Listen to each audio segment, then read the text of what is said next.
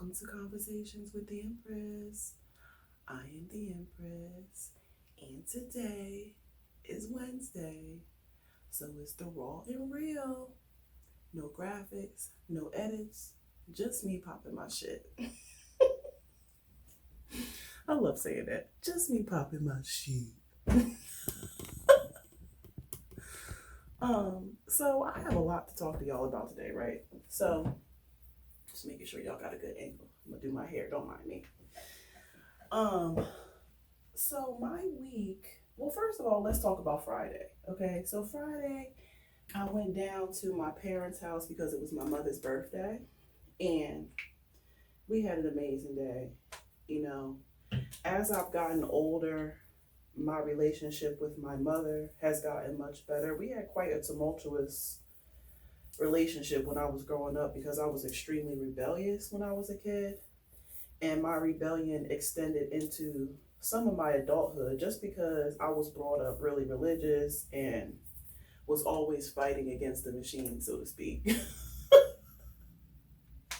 But now that I'm older, you know, I'm in a place of, understanding my mother and my father a lot better. Me and my dad always have had a good relationship for the most part, but I understand the things that they were trying to teach me and why they were concerned about me and all these different things. And now it's like I'm in a place where I'm taking care of myself. I'm happy in my life, and they don't have to worry about me anymore, especially my mom.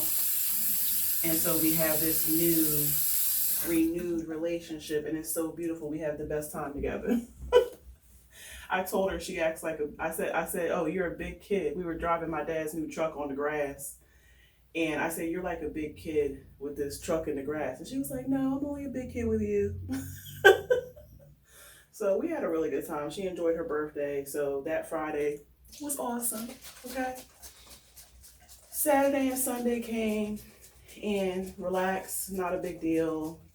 Did my usual. So Monday morning come, I get up, go downstairs to get in my car, and I noticed that my car is messier than usual because yes, I'm a junky car person. My car is always junky. Don't be mad at me. That's just how I am. Sorry. When I get a guy who wants to keep my car clean and detailed and nice for me, that'd be cool. I don't like doing car things. As long as the shit run and it's working well inside, I really don't give a fuck what it look like on the outside. Ooh. Can't have any wardrobe malfunctions. I felt it slipping. But anyway, so I go downstairs in my car and I noticed that my car looks more junky inside than normal. So I opened the car. Mind you, the car was open. So I must have not locked my door Monday night. And so someone went into my car to try to rob me. I didn't have a lot in my car though. So my car looks like I have a lot of shit in it, but I really don't. It's just junk.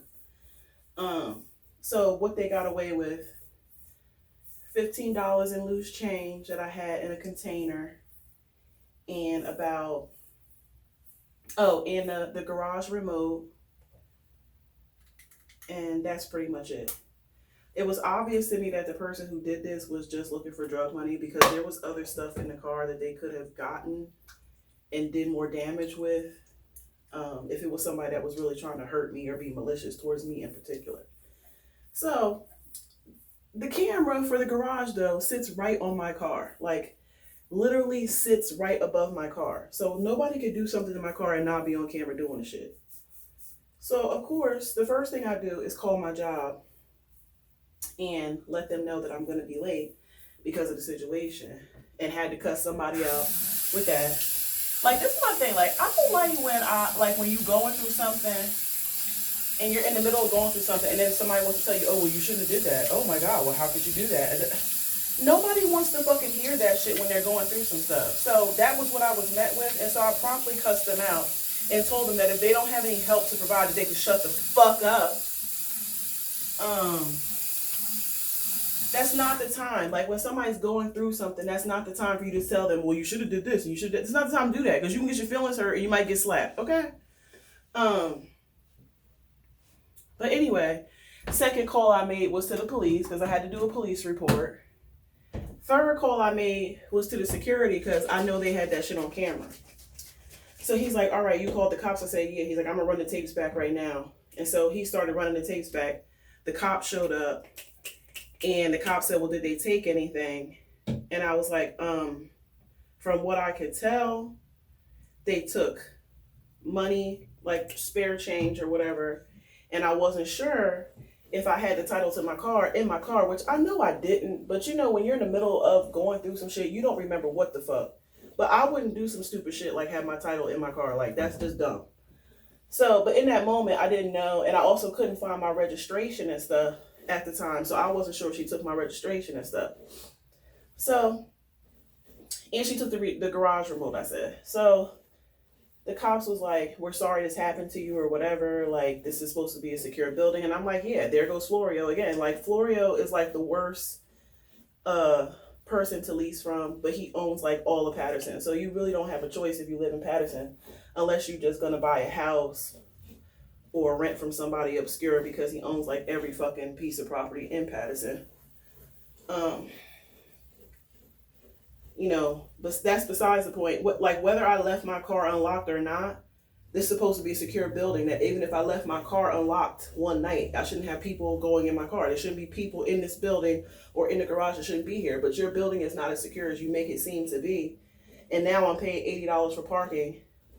That's no better than on the street, other than the fact that it's covered and I don't have to deal with snow. Like, long story short, the person who broke into my car was this white girl who's a meth head that circulates this town, okay? And the reason why I found out is because I called the security guy back and I put him on the phone with the cops because he said he saw the girl on tape, and I listened to him give the description to the cop of the woman. And I said, oh, I know her. And I told the cop, I said, she be up on this street doing such and such. Yep, sure did. I said, go get that bitch. So I don't know if they went to get her or not. I got to go pick up my police report today. But what I want to say about the whole situation is, you know, at first I was super pissed off about it. Like, super pissed off about it. Not because she particularly took anything from me that was of value to me, but because it's a violation. Like, when anybody comes into your shit and touches your shit without your permission or whatever, it's a violation and you feel violated and disrespected. And those types of feelings could lead to you whooping somebody's ass, okay? But, you know, I started to think about it in my higher mind, you know, which is how I'm trying to come at life these days, at my higher vibration, not my lower one. And I said, as much of an inconvenience as it was for me, which wasn't really much, you know, other than the fact that I had to pay for another garage remote, $50 for another garage remote, that whole situation cost me $65. The $15 was just sitting in my car, wasn't being used or whatever, just sitting there for whenever I needed it for tolls. So it wasn't even like I had that money. But, you know, sometimes in life when you go through shit and we be so pissed off and mad about shit, but it really wasn't that big of a deal, you know, that might have been her karma. You know, that's how I looked at it. If she's a drug addict and she has been reduced to breaking into people's cars to get spare change to go get high, that is a sad existence, okay? That's an existence that I have never known, and I pray to God I will never know. However, being that it wasn't that big of an inconvenience for me, I look at it like maybe I was her karma, you know? Maybe now she will get picked up and have to get the help that she's been avoiding getting all this time. And maybe she'll end up not having to break into cars anymore because she broke into mine. You know? Some heavy shit, right? But when you can look at situations like that, like situations that just annoy you. I'm not talking about ones that really rock you to your core and like cause real problems in your life. I'm just talking about those ones that are annoyances. Sometimes it's that person's karma and that's why the thing happened. Because let's keep it real. I never leave my car unlocked, bro. Like, I'm one of those psycho people that hits the lock button and then like, did I do that? And hit it again. Did I do that? And do it again. Like, check the lock 40 million times. Like, I'm one of those OCD type of people. So the fact that I even left my car unlocked was completely odd. I never do that. Ever. I don't care where I'm at. Even if I'm at my parents' house in the country, like, I always lock my car. And they live in a town where you definitely could leave your car unlocked. Um, so that in itself made me feel like, oh, this was not about me, you know? I know that takes a lot to say that because we don't, as people, we always think it's about us. But that situation wasn't about me. I just have this feeling that that situation wasn't about me, you know? So, um, the next time you're going through some shit, I want you to really look at that shit and say to yourself, is this something that's going to deter my life in some type of way? Or is this just a minor thing that was meant to be karma for someone else? You know, because I tell people all the time, like, you know, God doesn't come down from the sky on a cloud and sit in front of you and give you and tell you what to do or how to move or where to go. God works through people, man.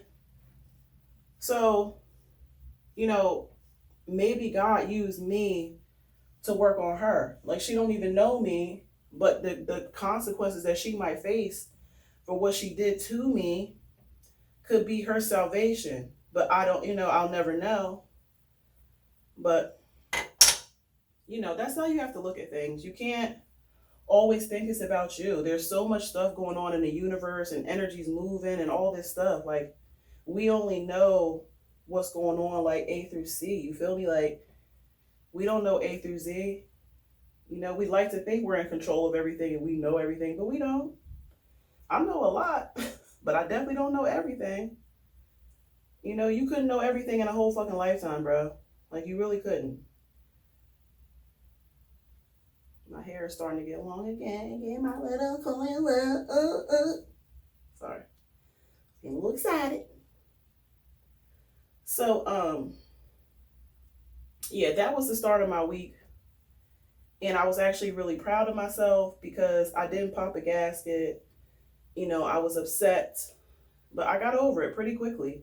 Especially when I came home and I realized all my important documents was in the house. You know, she really didn't get anything from me that I couldn't afford to lose. So, but yeah, it wasn't a nice feeling to wake up to that on a Monday morning, but you know, shit happens.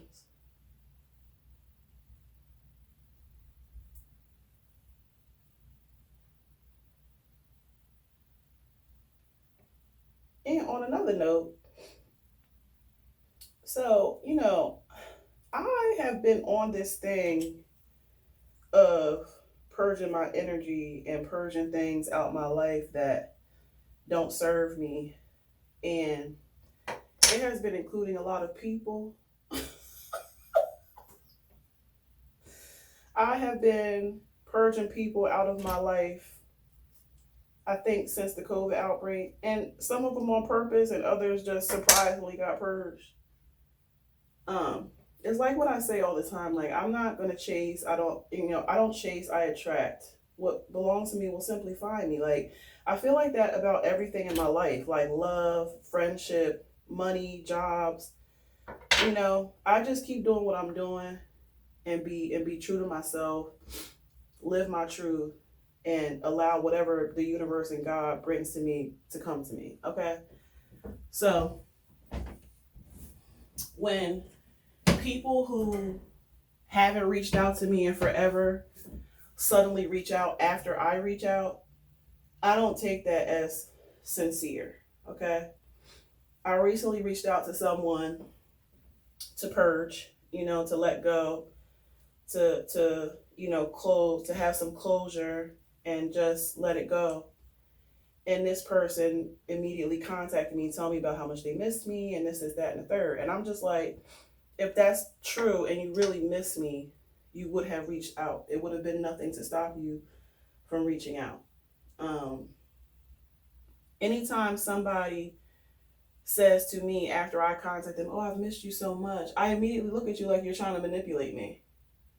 or you was trying to manipulate me the whole time you wasn't talking to me, like, because you wanted me to be affected by the manipulation. But like, I'm not easily manipulated these days, and the same people that used to be able to manipulate me are no longer able to manipulate me because I'm present. Like, I'm present emotionally, I'm present spiritually more than anything else. I'm present. I'm in a place of not settling for less than what I deserve. And, you know, I'm gonna be a hard sell. I'm gonna be a hard sell for anybody from my past who tries to come back into my life at this point. Because with me, it's like, if you had an opportunity to be in my life and you shitted all over that, the next time you try to be in my life, I'm not gonna just let you walk in that motherfucker. I need to see some receipts. I need to see some shit. Like, and I need to know why. Why are you trying to walk back now? The problem is so many people lie. People just lie. People just lie their lives away, bro. And I don't want no parts of that. If it ain't true, if it ain't real, I don't want no parts of that. What I will say is, like, something that made me feel a lot better when that whole situation happened on Monday is that the guy that I'm talking to, you know, he was very level-headed and stayed calm and calmed me down and just talked to me about it and said, you know, babe, it's not really, you know, that big of a deal. Like, yes, it's a violation, but it could have been worse. She could have busted out your windows. She could have slashed your tires. She could have did all these other things. And like, he really put things in perspective for me. And that's what got me along them lines of thinking. And that wasn't about me. Like, it wasn't like she knew me and maliciously did that to me. And at the end of the day, like, it was an inconvenience. You know, it actually made me look at how blessed I am and say, thank God. But he definitely helped to keep me, you know, level-headed in that moment and make me think rationally. And so I was talking to him later and he was like, yeah, well, I'm glad you calmed down and I'm glad you're better, because I was getting pissed off. Like, I was getting pissed off. He's like, but I didn't want you to know I was getting pissed off because somebody had to be calm and strong. And he's like, I wanted to be that for you. When he said that he wanted to be that rock for me, let me tell you something. His fucking stock went up with me, because somebody telling me that they want to be my rock and be my strength and be my peace, like, yeah, that's the vibe I'm on. I ain't on no vibes with somebody trying to come in and stress me out and fuck up my energy and steal my joy, okay? He definitely not on that. Very supportive, very into the kid, and I'm very into him. And wouldn't you like to know? But that's the raw and real, you guys. I'm about to kill myself on that damn Sheen. Ooh, the curls look cute today. Yes, yes. That's the raw and real. Hey, yo. Thanks for watching. My contact information is below. Please go like, share, and subscribe to my YouTube channel. Your support is, as always, appreciated. If you want to show that support with them dollars, though, throw your girl a cash app. You feel me? Until we meet again. Smooches.